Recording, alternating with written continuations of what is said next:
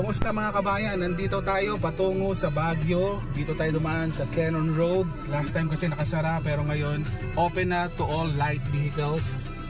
Ito, merong bago pala dito sa Cannon Road. Merong bagong tunnel. Yan, nakita natin one lane only kasi salitan lang yung pagdaan kasi nga hindi pa natatapos yung tunnel dito sa Cannon Road. Come on, let's go.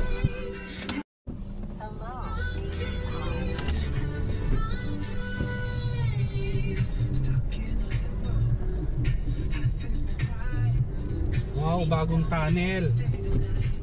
Ganda.